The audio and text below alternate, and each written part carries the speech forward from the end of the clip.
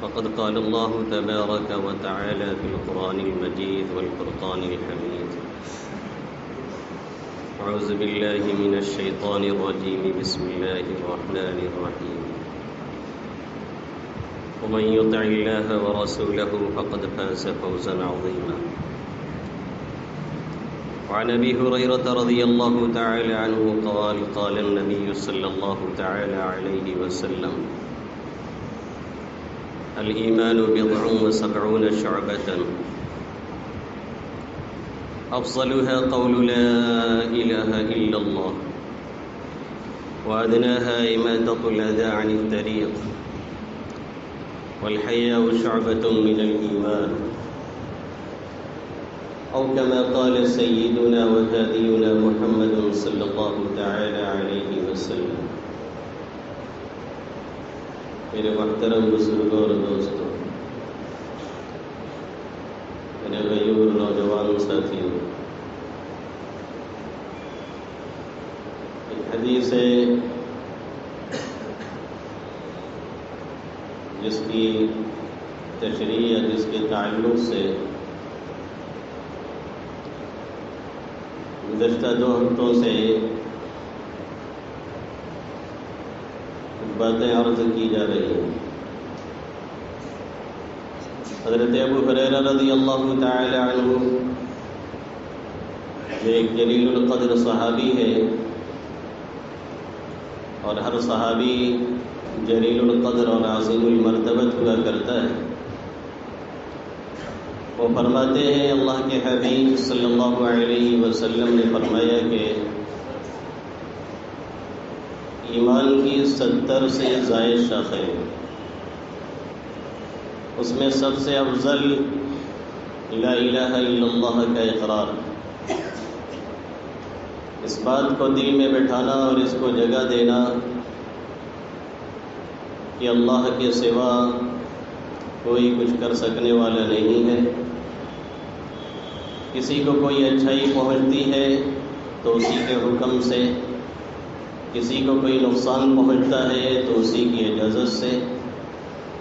دوسرے کسی کے اندر یہ دم نہیں ہے کہ وہ ذرہ برابر بغیر اس کی مشیت کے کوئی کارروائی کر سکے.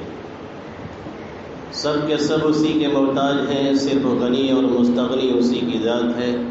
واللہ الغنی وانتم الفقراء. اللہ ہی غنی ہے، اللہ ہی مستغنی ہے، باقی سب کے سب اس کے محتاج ہیں. اس بات کو ذہن و دماغ میں بٹھانا، اس پر عمل کرنا، اس کے تعلق سے کچھ باتیں عرض کی گئی.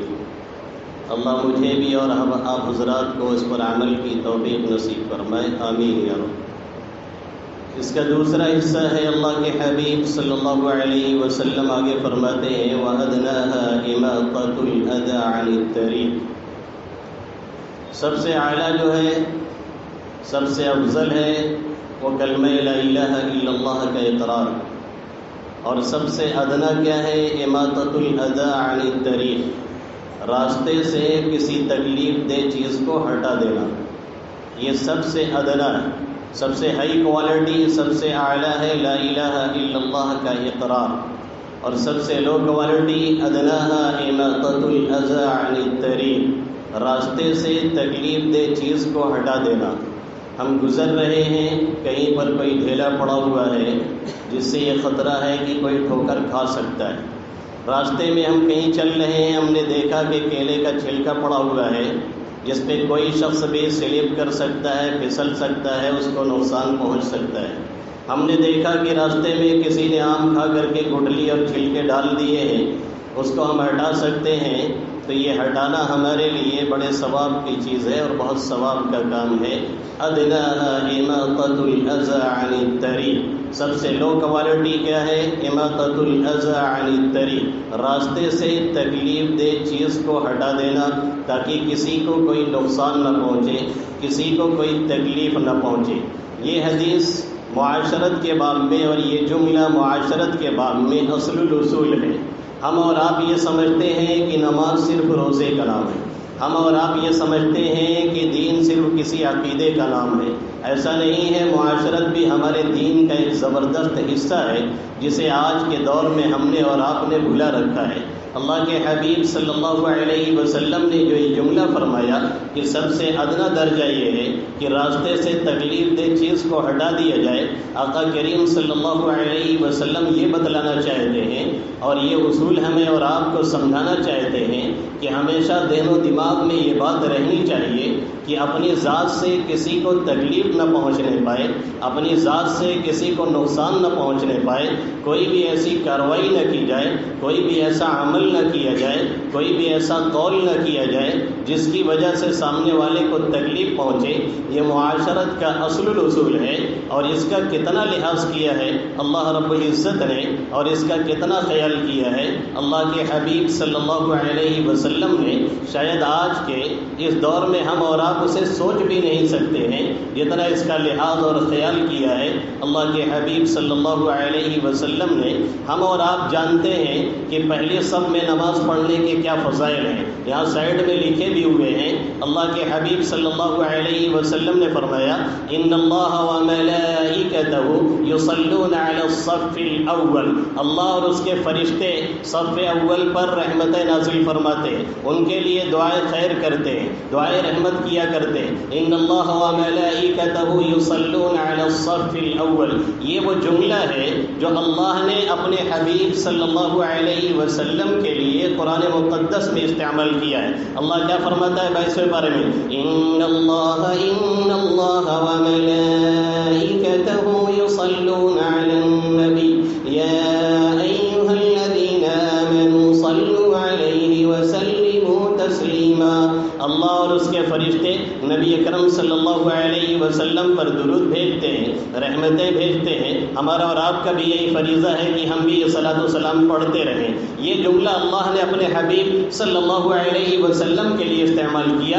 بے نہیں یہ جملہ آقا کریم صلی اللہ علیہ وسلم پہلی صف میں حاضر رہنے والوں کے لیے استعمال فرما رہے ہیں، اور کیا فرماتے ہیں ان اللہ وملائکتہ یصلون علی الصف الاول، فرشتے اور اللہ صف اول والوں پر رحمت نازل فرماتے، رحمت کی دعائیں کرتے ہیں۔ کون لوگ؟ جو پہلی صف میں حاضر رہتے ہیں۔ اتنے فضائل ہیں، اتنے فضائل ہیں کہ خود آقا مدنی صلی اللہ علیہ وسلم فرماتے ہیں اگر یہ معلوم ہو جائے کہ پہلی صف میں ثواب کتنا ہے، اگر لوگوں کو یہ پتہ چل جائے کہ پہلی صف کی فضیلت کیا ہے، تو پھر پہلی صف میں حاضر رہنے کے لیے لوگ آپس میں جھگڑ پڑیں، پھر نتیجہ یہ نکلے کہ ان کے درمیان قرآن اندازی کی ضرورت پیش آئے، پرچی ڈالنی پڑے، جس کا نام نکلے وہ پہلی صف میں آ کر کے کھڑا ہو۔ یہ پہلی صف کی اہمیت ہے، اور یہی نہیں بلکہ نسائی کی روایت ہے کہ آقا مدنی صلی اللہ علیہ وسلم اس طرح سے پہلی صف والوں کو دعا دیا کرتے تھے۔ کان النبی صلی اللہ علیہ وسلم یصلی علی الصف الاول ثلاثا وعلی الثانی مرۃ، اللہ کے حبیب صلی اللہ علیہ وسلم پہلی صف والوں کے لیے 3 گنا دعائیں زیادہ دیا کرتے تھے، اور دوسرے والوں کے لیے صرف 1 مرتبہ۔ آگے رہنے والوں کے لیے آقا مدنی صلی اللہ علیہ وسلم فرماتے رحم اللہ الصف الاول، اللہ پہلے صف والوں پر رحمت نازل فرمائے، پہلے صف والوں پر اللہ رحم کرے، پہلے صف والوں پر اللہ رحم کرے۔ صحابہ کرام تلقین کر رہے ہیں وعلی الصف الثانی وعلی الصف الثالث، اے اللہ کے حبیب صلی اللہ علیہ وسلم دوسرے والوں کے بھی کہہ دیجئے، تیسرے والوں کے بھی سمیٹ لیجئے۔ پہلے والوں کے لیے دعا پہ دعا چل رہی ہے، عربی پڑھنے والے شاید جانتے ہو اس کو عطف تلقین کہتے ہیں، کسی کو تلقین کی جائے کہ اس کو بھی اس میں ساتھ دیجیے اور شامل کر دیجیے۔ آقا مدنی صلی اللہ علیہ وسلم نے پھر دوسرے اور تیسرے کے لیے دعا فرمائی، ورنہ اصل دعا جو چل رہی ہے وہ کس کے لیے ہے؟ پہلی صف والوں کے لیے ہے، جو پہلی صف میں حاضر رہتے ہیں، جو پہلی صف میں نماز پڑھتے ہیں۔ اتنے فضائل اس کے ہیں، اس کے باوجود کان کھول کر کے سنا جائے۔ معاشرت کا اصول اور معاشرت کا ضابطہ اور تکلیف دینے سے بچنے کے لیے کتنی تاکید آقا فرماتے ہیں۔ آقا مدنی صلی اللہ علیہ وسلم فرما رہے ہیں ایک طرف اتنے فضائل ہیں، ایک طرف پہلی صف کی اتنی اہمیت ہے، دوسری طرف آقا فرماتے ہیں من ترک الصف الاول مخافۃ ان یؤذی مسلما، جس نے پہلی صف کو اس لیے چھوڑ دیا کہ کسی مسلمان کو تکلیف نہ پہنچے، جگہ بہت تنگ ہے، معاملہ کنجسٹڈ ہے، اگر اس میں زبردستی گھسڑ رہے ہیں تو 2 لوگوں کو تکلیف پہنچے گی، 2 لوگ سٹ کر کے بیٹھے ہوئے ہیں، اس میں بیچ میں جا کر کے بیٹھ رہے ہیں تو ان دونوں کو تکلیف پہنچے گی. جگہ بالکل نہیں ہے. دل چاہ رہا ہے کہ ہم بھی پہلے سب میں پڑھیں, ہم بھی کوشش کر کے پہلے پہنچے, لیکن دیکھا کہ سب پر ہو چکی ہے, اب اس میں گنجائش نہیں نکل رہی ہے, ہمارا دل کچوٹ رہا ہے. اس کے باوجود ہم نے پہلے سب کو چھوڑ دیا. اس لیے چھوڑ دیا کہ کسی مسلمان کو تکلیف نہ پہنچے, اس لیے چھوڑ دیا کہ کسی بھائی کو تکلیف نہ پہنچے, اس لیے چھوڑ دیا کہ کسی کو اپنی ذات سے ایذا نہ پہنچے. آقا مدنی صلی اللہ علیہ وسلم فرماتے ہیں اضاعف اللہ لہ اجر الصف الاول, اگر کسی نے ایسا کام کیا تو پہلے سب میں کھڑے ہونے والوں کو جو ثواب ملتا ہے اللہ ایسے شخص کو ڈبل ثواب دے گا, چاہے وہ دوسری میں کھڑا ہوا ہو, چاہے تیسری میں کھڑا ہوا ہو, چاہے آخر والی سب میں کھڑا ہوا ہو. کوشش کرنے کے باوجود, چاہنے کے باوجود, اس کا دل چاہ رہا تھا, اس نے محنت اور کوشش بھی کی, لیکن اس لیے نہیں کھڑا ہو سکا کہ پہلے سب میں لوگ پہلے ہی سے جگہ بنا چکے تھے. اب اگر جاتا تو لوگوں کو تکلیف پہنچی, تکلیف پہنچ نہ پائے اور تکلیف کسی کو ہونے نہ پائے, اس سے بچانے کے لیے اس نے پہلے سب چھوڑ دیا کہ کسی مسلمان بھائی کو تکلیف نہ پہنچے. آقا مدنی صلی اللہ علیہ وسلم فرماتے ہیں وہ کھڑا ہوا دوسری سب میں, وہ کھڑا ہوا تیسری سب میں, یا اور پیچھے چلا گیا لوگوں کو بچانے کے لیے. آقا فرماتے ہیں کہ اللہ کے حبیب اللہ رب العزت اسے پہلے سب والوں کے دوگنا ثواب دے گا, ایک گنا نہیں ڈبل اس کو ثواب دے گا. اگر پہلے سب والوں کو زیادہ ثواب ملتا ہے تو اس کا ڈبل اللہ کر کے اسے دے گا. جبکہ پہلے سب والوں کی فضیلت اتنی ہے, اس میں آنے کے لیے یہ بیان کیا گیا کہ اگر لوگوں کو معلوم ہو تو جھگڑے شروع ہو جائیں, لیکن تکلیف سے بچانے کے لیے ہمیں اور آپ کو یہ حکم اور فضیلت سنائی جا رہی ہے کہ اگر پیچھے رہ گئے ہیں اور اس وجہ سے پیچھے رہ گئے کہ کسی کو تکلیف نہ پہنچے تو پھر اللہ زیادہ ثواب دیتا ہے. اسی طریقے سے جمعہ کا مسئلہ ہے. اللہ کے حبیب صلی اللہ علیہ وسلم فرماتے ہیں من غسل واغتسل وراح وغدا, جس نے غسل کیا, اچھی طرح سے غسل کیا, صبح سویرے جمعہ میں پہنچا اور سب میں پہلے سب میں بیٹھا, امام کے قریب جا کر کے بیٹھا, اس کا ثواب زیادہ ملتا ہے. لیکن جہاں یہ فضیلت بیان کی گئی وہیں آقا مدنی صلی اللہ علیہ وسلم نے فرمایا کسی کی گردنیں نہیں پھلانگ سکتے ہیں, صرف امام کو اجازت ہے. اگر وہ بعد میں آ رہا ہے تو پیچھے سے آ سکتا ہے, اس کے لیے صرف اجازت ہے, اس کی مجبوری ہے. امام کو بہت کچھ دیکھنا پڑتا ہے, مقتدی کبھی بھی آ سکتا ہے, کسی بھی سب میں آ سکتا ہے, کبھی بھی نکل کے بھاگ سکتا ہے. امام انڈر پریشر ہوتا ہے. امام کے لیے امامت کرنا بہت ہی مشکل کام ہوا کرتا ہے. جو لوگ اس مسئلے پہ آتے ہیں وہ اس کی نزاکت کو سمجھ سکتے ہیں. ہمیں 1.25 گھنٹے اور 1.5 گھنٹے اپنا وضو رکھنا ہے, اور مقتدی اگر 5 مرتبہ نکل کے جائے تو کوئی مسئلہ نہیں کھڑا ہونے والا ہے.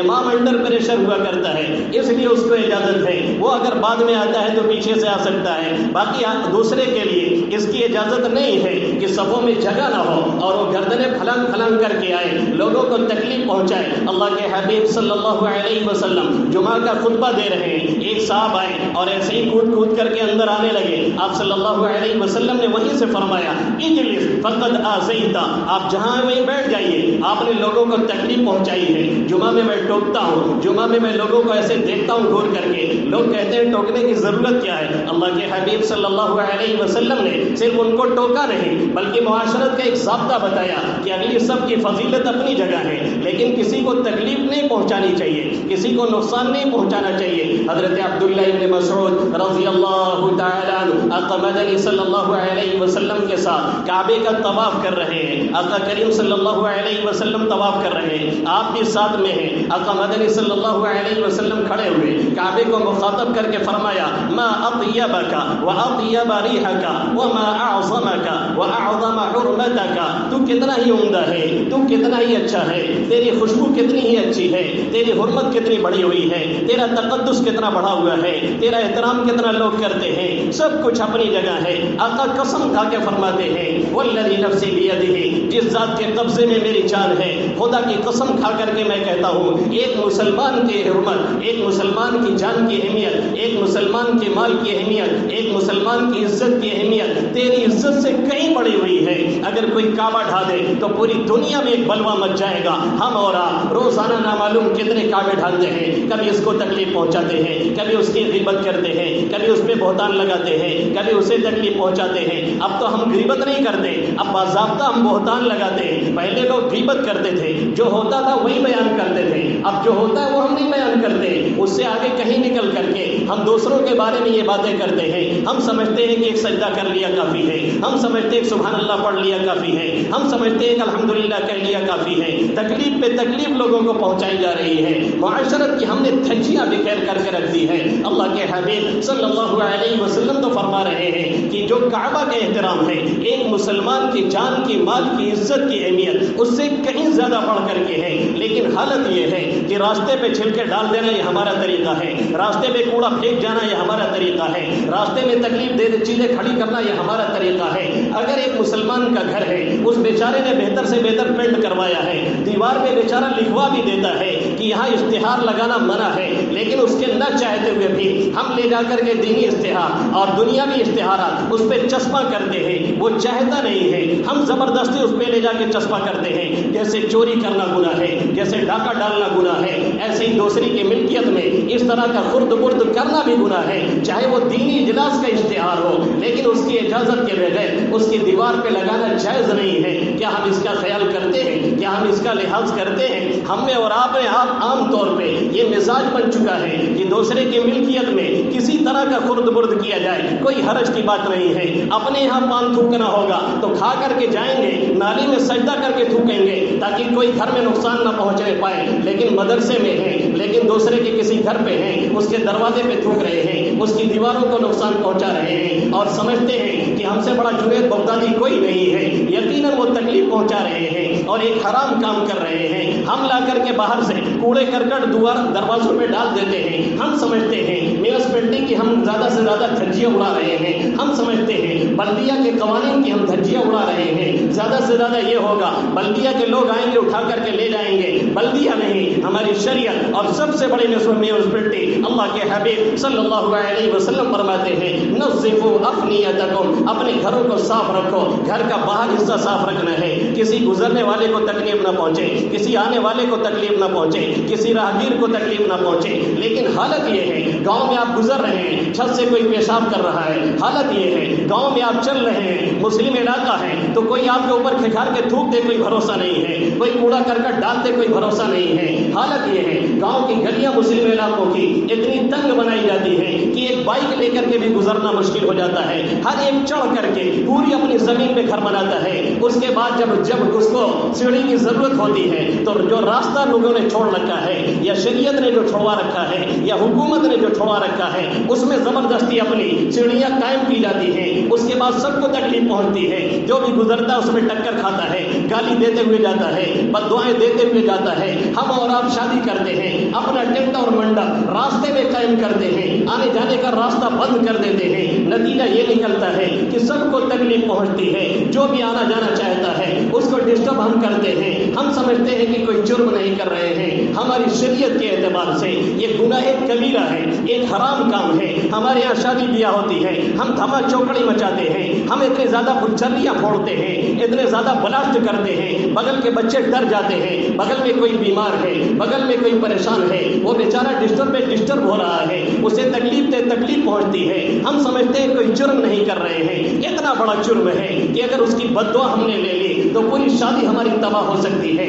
اور گھر بھی پورا ہمارا اجڑ سکتا ہے، لیکن ہم کوئی پرواہ نہیں کرتے۔ اللہ کے حبیب صلی اللہ علیہ وسلم فرماتے ہیں عرضت علی اعمال امتی حسنها وسیئها، میرے سامنے تمام امت کے اعمال پیش کیے گئے، جو اچھے اعمال امت کرنے والی ہے صبح قیامت تک وہ بھی میرے سامنے پیش کیے گئے، جو برے اعمال لوگ کرنے والے ہیں صبح قیامت تک وہ بھی میرے سامنے پیش کیے گئے، تمام کے تمام اعمال کی فہرست میرے سامنے لا کر کے رکھ دی گئی۔ اب قیامت کی صبح تک جو اچھے اعمال کیے جانے والے ہیں ان کی فہرست آقا کو دکھلائی گئی، اور جو برے کام کیے جانے والے ہیں ان کی فہرست بھی آقا کو دکھلائی جو گئی۔ کتنی لمبی فہرست رہی ہوگی، آقا نے اس میں سے تذکرہ کس کا کیا وہ غور سے سنا جائے۔ آقا فرماتے ہیں اس میں سب سے بہتر جو عمل مجھے نظر آیا فوجدت فی محاسن اعمالها، اس میں نے اچھے عمل کی فہرست میں ایک خاص بات یہ دیکھی الاذى یماد عن الطریق، کوئی تکلیف دہ چیز ہو جو راستے سے ہٹا دی گئی ہو، کوئی نقصان دہ چیز ہو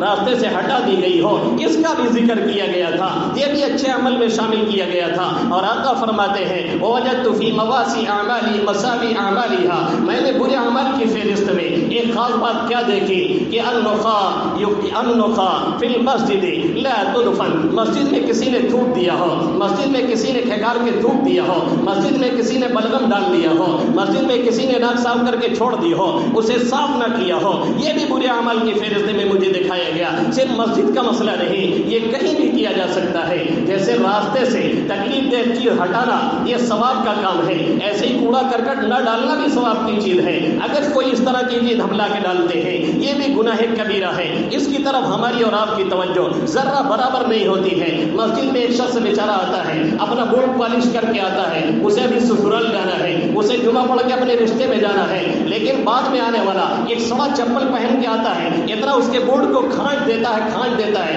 کہ نکلنے کے بعد اس کی شکل نہیں پہچان میں آتی ہے کہ یہ کالا تھا کہ سفید ہو گیا ہے۔ ہم لوگ نکاح پڑھانے کے لیے بیٹھتے ہیں، اگر بھولے سے چپل کرسی کے باہر رہ گیا، اگر بھولے سے چپل چارپائی کے اندر نہیں ڈالا گیا تو پھر اٹھنے کے بعد چپل کی شکل پہچان میں آنے والی نہیں ہے، اور چپل بھی شاید وہاں ملنے والا نہیں ہے۔ جلسوں میں جائیے، پورے گراموں میں جائیے، ہر جگہ یہی حالت ہے۔ افسوس اس کا ہے کہ یہ معاشری آداب، یہ معاشرتی آداب اور یہ رہنے سہنے کے اصول جو شریعت نے ہمیں دیے تھے ہم نے بالکل ترک کر رکھا ہوا ہے، غیروں نے اسے لے رکھا ہے۔ چلیے امریکہ کے اندر، چلیے یورپ کے اندر، چلیے عیسائیوں کے ہاں، چلیے بدھ مذہب کے ماننے والوں کے ہاں، آپ ان کے گرجا گھروں میں جائیے، آپ ان کی عبادت خانوں میں جائیے، آپ کو کہیں بھی چپل کسی کا ٹیڑھا نظر نہیں آئے گا۔ پہلے ایک ترتیب سے اتاریں گے، دوسرا بھی ترتیب سے اتارے گا، تیسرا بھی ترتیب سے اتارے گا۔